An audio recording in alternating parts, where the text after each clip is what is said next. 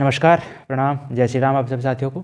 साथियों, एक बार फिर स्वागत है आप सभी का। और आज हम जिस विषय पर चर्चा करेंगे वो विषय है कि क्या वर्ष 2026 में केंद्र में भाजपा की सरकार गिर जाएगी और भारतीय जनता पार्टी केंद्र की सत्ता से दूर हो जाएगी। और भारतीय जनता पार्टी को केंद्र की सत्ता से दूर करने में जो मुख्य भूमिका होगी या शुरुआत होगी तो वो हमारी देश की सेना की ओर से होगी। और फिर उसके बाद जनता का जोरदार समर्थन सेना के साथ होगा और जनता की भी एक मत आवाज़ होगी कि सारी समस्याएं या सारे संकट जो भी देश में हैं उन सब पर तो बात की ही जाएगी, लेकिन सबसे पहले सत्ता जो गुजरात लॉबी है इसको सत्ता से बाहर करिए, बाकी के काम बाद में होंगे। ऐसा अब मैं किस आधार पर कह रहा हूँ, क्यों कह रहा हूँ और ऐसा क्यों होगा, उस विषय पर चर्चा करते हैं। साथियों, मेरा ऐसा मानना है कि भारतीय जनता पार्टी अभी तो आपने देखा होगा कि जनता के हितों को नकारती चली जा रही है, एक सिरे से नकारती चली जा रही है और पूंजीपतियों के हितों को विद्रोह के बाद भी, विरोध के बाद भी उनको देश की संपत्तियां लुटाती चली जा रही है। ये तो आम बात हो गई। जनता के हितों को कुछ पूंजीपतियों को समर्पण किया जा रहा है और अब ये धीरे धीरे अपनी इस कार्य को, मैं बहुत जिम्मेदारी के साथ कह रहा हूँ, आपको मजाक लग सकता है, आज मजाक लग सकता है, लेकिन कल चीज़ें आपके सामने जाएंगी तो आपको लगेगा कि हाँ ये ठीक था। अभी तक तो जनता के हकों को खाकर पूंजीपतियों को दे रही थी, अब ये आगे आगे सेना और देश की सुरक्षा के साथ भी खिलवाड़ करेगी, देश के जवानों की जिंदगियों के साथ भी खिलवाड़ करेगी। लोग मर रहे थे प्रदूषित हवा से, प्रदूषित पानी से, दूषित पानी से, ठीक है, नकली दवाओं से, आपने देखा होगा। कई तरह की सिरप अभी मार्केट में आई जिनसे अनेकों बच्चे अपना जीवन खो दिया, अपने प्राणों को त्याग दिया। अब ये सेना में सेंध लगाने का प्रयास कर रहे हैं, सेना की सुरक्षा में सेंध लगाने का प्रयास कर रहे हैं और उस तरफ ये जाते ही सेना इनको लठ मार के बाहर करेगी, क्योंकि इनके पाप का घड़ा भर चुका है। सेना जिस हथियार को खरीदना चाहेगी, जिस देश से खरीदना चाहेगी, जिस कंपनी से खरीदना चाहेगी, उस कंपनी से, उस देश से उस हथियार को सरकार नहीं खरीदने देगी। उसमें अपनी मनमानी करेगी और मनमानी करेगी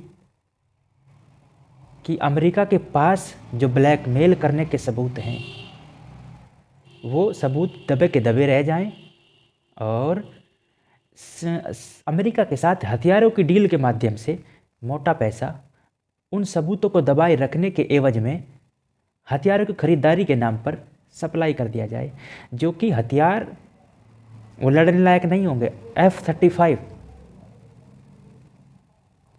जो अमेरिका का सबसे उन्नत विमान माना जाता है, F-35 उन्हीं के देश का बड़ा उद्योगपति एलोन मस्क उसको कबाड़ बता चुका है। और आने वाले समय में आप देखेंगे भारत पाकिस्तान, भारत बांग्लादेश के माहौल का हवाला देते हुए इन हथियारों की डील होगी अमेरिका से, और उन हथियारों की डील होगी जो युद्ध में हमारा साथ या हमारी सेना के सुरक्षा या देश की सुरक्षा नहीं कर सकते। वो सिर्फ उन काले कारनामों को छुपाने के लिए डील की जाएगी। वो पैसा उन काले कारनामों को छिपाने के लिए, छिपाए रखने के लिए दिया जाएगा हथियार खरीदारी के नाम पर। मैं बहुत जिम्मेदारी के साथ कह रहा हूँ, मैं बहुत पहले से कहता आ रहा हूँ, लेकिन हमें पागल घोषित करने के चक्कर में लोग हैं। हमारा मन ऐसा है, हमारा व्यवहार ऐसा है, हमारा स्वभाव ऐसा है कि आपके लाख बार इग्नोर करने के बाद भी हमें अपने देश की चिंता है, अपने देश के नागरिकों की चिंता है, अपने देश के जो वीर जवान हैं, जो सरहदों पर रहकर देश की रक्षा कर रहे हैं, उनकी चिंता है। और ये सरकार देशभक्तों को देशद्रोही बताने में मिनट भी नहीं लगा रही है, इसलिए सभी देशभक्त चुप हैं और एक एक करके सबकी आवाज़ को दबा दिया जाएगा। इसलिए मैं मेरे देश की जनता से कहना चाहता हूँ, अब इनके पाप का घड़ा भर चुका है, इनको इनके किए गए पापों का दंड देना पड़ेगा, वो फिर चाहे कोई भी हो। और अगर हम ऐसा नहीं करते हैं तो फिर हम दोबारा गुलामी की ओर अग्रसर हो रहे हैं। ईस्ट इंडिया कंपनी लूट रही थी और उसी लूट को आगे बढ़ाते हुए सभी राजनीतिक पार्टियां वैसे तो, लेकिन इन गुजरात लॉबी वालों ने पूरी अंधकी मचा रखी है। इन्होंने अति कर दी है, कुछ नहीं देख रहे, सब कुछ बेचकर उद्योगपतियों को, अपने चहेतों को देने के लिए तैयार है। आपको नहीं लगता का कि इतने भारी विरोध के बाद भी उस उद्योगपति का खजाने में लगातार इजाफा हो रहा है? जनता की आवाज़ को दबाया जा रहा है, अनसुना किया जा रहा है। आपको नहीं दिखाई तो देता है, लेकिन ठीक है, म्याऊं म्याऊं तो कोई भी कर दे, बिल्ली के गले में घंटी कौन बांधे? बिल्ली के गले में घंटी तो कोई भी बांध दे, म्याऊं म्याऊं कौन करेगा? ठीक है, दिखाई सबको दे रहा है, लेकिन ठीक है, आवाज़ कोई और उठाएगा, भगत सिंह कोई और बनेगा, हम क्यों भगत सिंह बने? ठीक है, मैं फिर आप सभी से निवेदन करता हूँ, आप चीज़ों को समझो।